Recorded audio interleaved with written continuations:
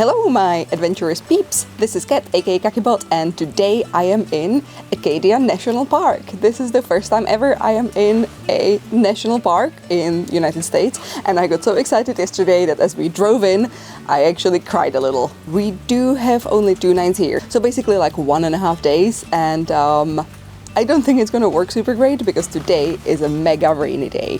The upside of that might be that we will have the whole place for ourselves because people who work here told us that when the weather gets like this, people just kind of change their mind about coming here. So that might be okay. I do like to avoid people, so yeah, but I think it's gonna be kind of hard for photography and exploration, but we will do our best because we made it all the way here for our honeymoon and we're gonna make the most out of it. This hotel that we're staying is called Queen Anne's Revenge. Queen Anne's Revenge was a ship that was originally owned by the English, then it was captured by the French, I believe, and from them it was captured by Blackbeard, so it is a proper pirate ship. If you watched our video from Salem, you know that we are super into pirates now. Anyway, let's explore in the rain. Hopefully this is gonna be fun for all of us. I think that if the weather gets really bad, it's probably going to be more fun for you than for us, but again, we will do our best to enjoy this as much as we can. Us and the crew. The crew visits national parks.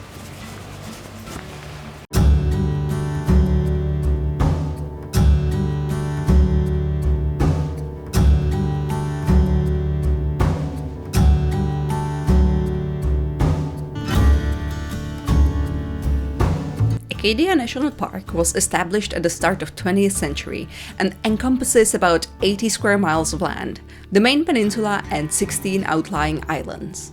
It was originally the land of the Wabanaki people before becoming busy with European explorers and traders. In the 19th century, it has become a popular holiday spot and has remained one since. Yay! Big wet! I thought you said big wet, Big which wet. also... It's a big wet.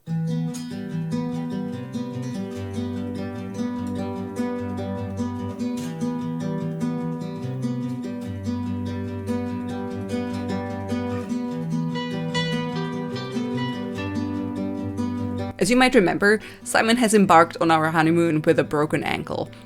Thankfully, Acadia is surprisingly accessible, and I can recommend it to anyone with mobility issues. John D. Rockefeller has established a good network of carriage roads here at the start of 20th century, and it has stayed super drivable to this day. The Park Loop Road is said to be best enjoyed twice, once with stops, once as a beautiful scenic drive. This whole place just reminded me of the game Short Hike. Have you played it? Let me know in the comment section. Hello! I really hope that I'm not just recording your death. Please be careful. It's fine! Ah, stop, honey! This is not funny.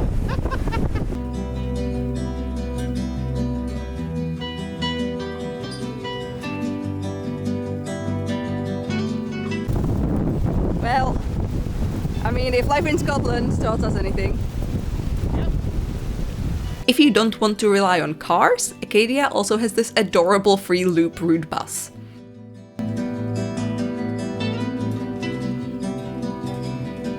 Our next stop was the ever so giggle-inducing Thunderhole.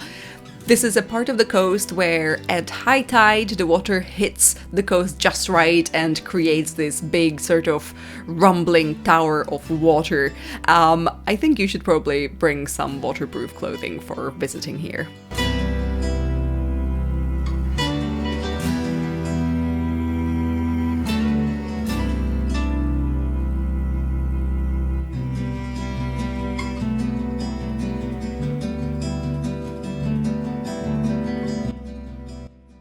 One very important stop on the Park Loop Road is the Jordan Pond House, which is kind of to my left. You probably can't see it, but you can see that it was built with this great overlook of the lake. And behind me, over there, right? Over there, the two kind of very booby-shaped formations are the two bubbles, which I feel like even calling it bubbles kind of sounds like boobies. This place traditionally in the past, since basically post-Civil War, served people visiting from New York and Boston mostly tea and popovers, which is like a local delicacy, which we're gonna try, hopefully. The wait right now is about 30 minutes, so it's gonna take us some time. But yes, these people who came from places like Boston and New York were called the rusticators, which I think is a really weird way of just saying cottagecore enthusiasts, really. They were people, living in the cities, enjoying their money, and sometimes being like, I kind of wonder what it's like to live in the nature. I'm gonna pretend this like Aragorn type for a week, and I'm gonna go to Acadia and enjoy one of their mansions, which they called cottages, but they're mansions, and they're overlooking these beautiful cliffs, and you will see many of them. Yeah, so we are now gonna wait a bit more, and then we're gonna refuel with some popovers. Stay tuned for my review of popovers. Popover.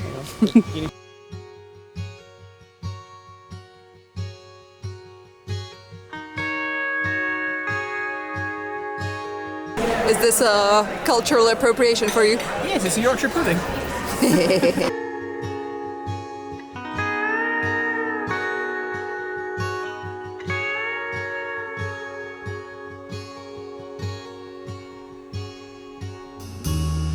Bass Harbor is where you'll find one of Acadia's most photographed spots, the Bass Harbor Headlight Station. I didn't manage to get a super nice shot, so here is a piece of stock footage. Enjoy.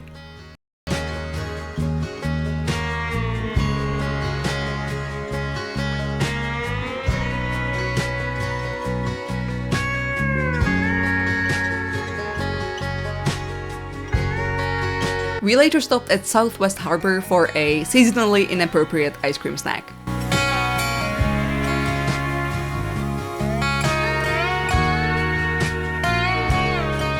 Hello, we found this really cute spot and it's very autumny, and I keep feeling like a car is gonna run us over because we're not supposed to stop here. Oops!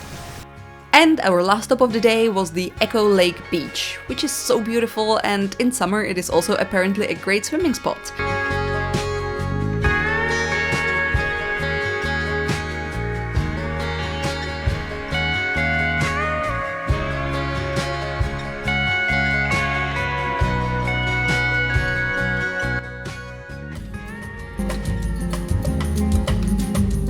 And in the evening, time to explore Bar Harbor.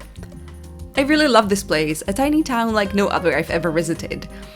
There is a strong sense of crunchiness, granola-ness if you wish.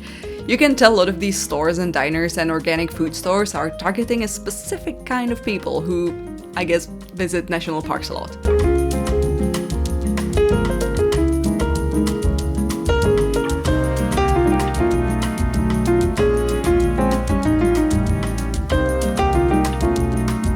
Okay, so apparently one of the things that you have to try when you're in Maine, apart from the lobster, the obvious lobster, is blueberries. And these are, I believe, mostly like wild blueberries, which to me, like, it appeals to my Central European sensibilities, which are all about like getting lost in the woods as a kid and picking up blueberries and like avoiding all the spiders that live in them.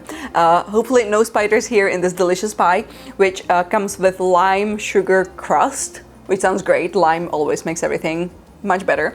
And we picked this up in like a random bar, which I mean seemed very popular here in Bar Harbor at like 9:30 p.m. because we wanted to have a little dessert, but we didn't want to have it in a civilized way in a restaurant. We wanted to have it in our bed. So anyway, let's try this amazing blueberry creation.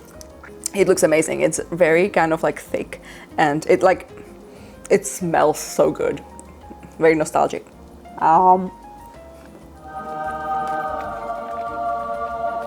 This is so good. Lobster can suck it. This is it. This is Maine's best thing. I said it, and this is now the flag. This is half-eaten pie, the flag of the state of Maine, because I said so, yes.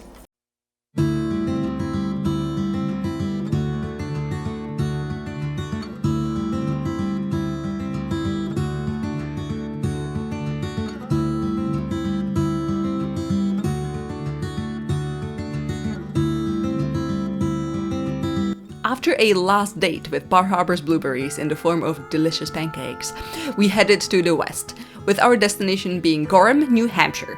But we also had a couple of stops planned for this long drive. Stephen King's house was first on our list.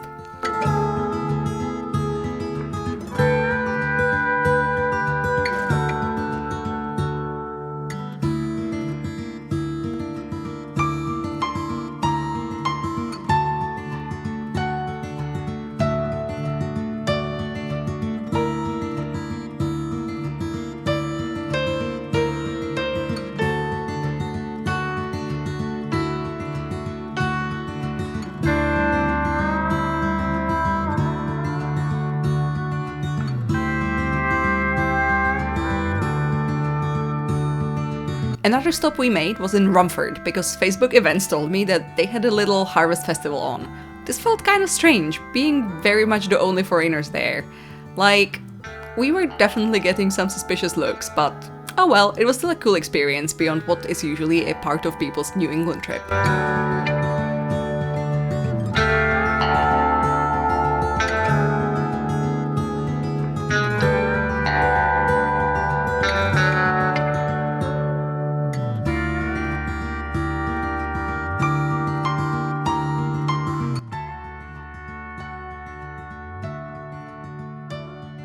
Hello from Gorham. So this is a cute little town in the mountains. This is our first day when we're not on the coastline. We made a pretty long journey from Bar Harbor to here. It was supposed to take about 5-ish hours, but I think it extended into like 8 because we made a lot of stops, as you saw in this vlog.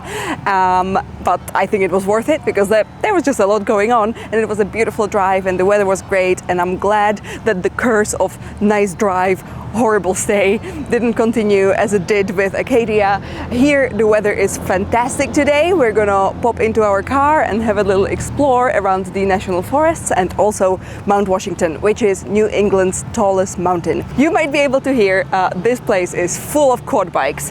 They are very loud, they come in and out all night. So if you're imagining that Gorham is this like serene oasis amidst the mountains, it's not. We're gonna leave Gorham now, leave it to the quad bikers, and hopefully find some spots that are quieter and more peaceful.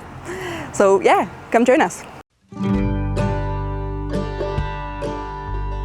In Gorham, we stayed in our first and only motel, and we loved it. The whole little town was fun to explore, even though it was probably a lot easier to explore in a car than on foot. But I guess you can take a girl out of Edinburgh, but not Edinburgh out of the girl. Walking it is.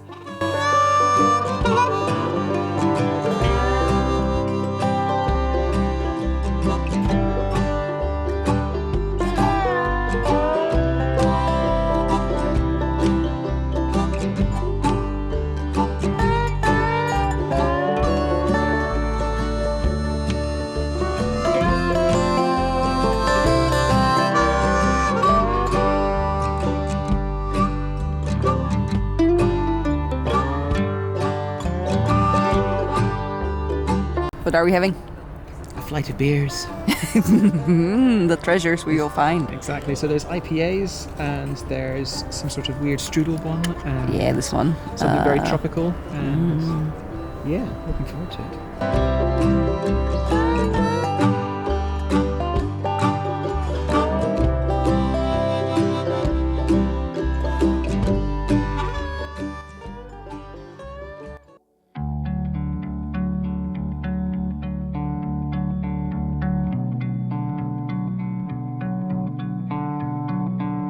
On our full day of New Hampshiring, we first traveled to the Weeks State Park, a pretty good uphill hike with beautiful views. There we dined on some soggy granola and continued to visit one of our first covered bridges.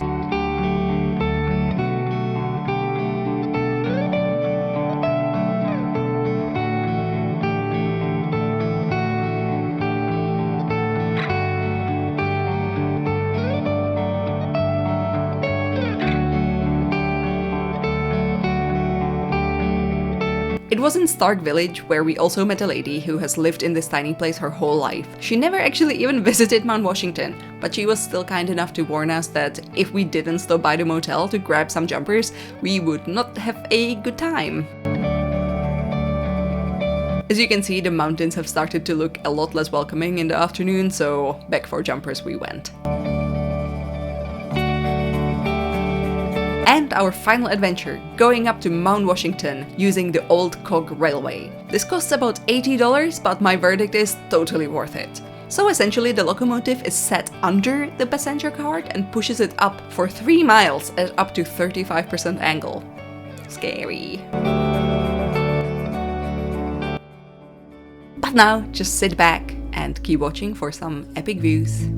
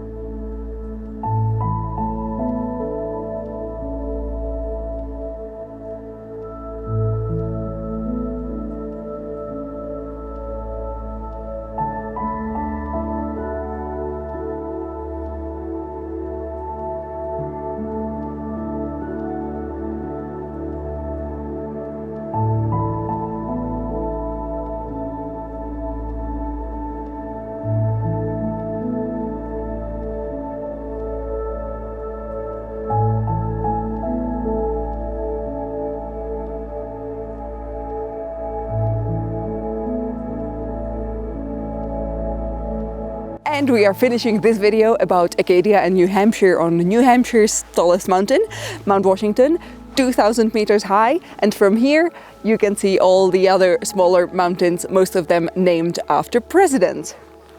Cool fact for you. Another cool fact, you can take the cute little cog train up here. It takes about 50 minutes from the bottom to the top. It's a really cool experience. I thought it might be a bit scary because I think it's about 150 years old. One thing that I really like about exploring this part of the United States is that in Europe, when you go vacationing, you usually go somewhere that either is quite a modern time vacation spot, or it's interesting for historical or natural reasons. But here you have so many things, so many kind of memories of how people 150 years ago, 200 years ago used to go on the very same vacation as you are right now. And I think that's really cool, kind of like that everyday life connection to people of the past. I love that. Okay, so now we're gonna hop on the train again. They actually take you up and give you about an hour to explore, and then you hop back. And this was actually the last journey they made this year, which is super excited. We didn't know that, and we were so lucky with the weather, even though right now some clouds are rolling in and making this super spooky. I'm not quite sure what we're gonna do for our last night here in New Hampshire. We might simply just eat some leftover dips back in our motel. God knows. Sometimes we just like to keep it easy. And tomorrow it is off to Vermont, the home of Hallmark romantic movies, as I understand. Apples! Yeah! So don't forget to join us for that. And in the meantime, don't forget to visit me on Instagram, KakiBot, KakiBlog. And don't forget to subscribe and like this video. Thank you for joining us for our honeymoon. Let's go further.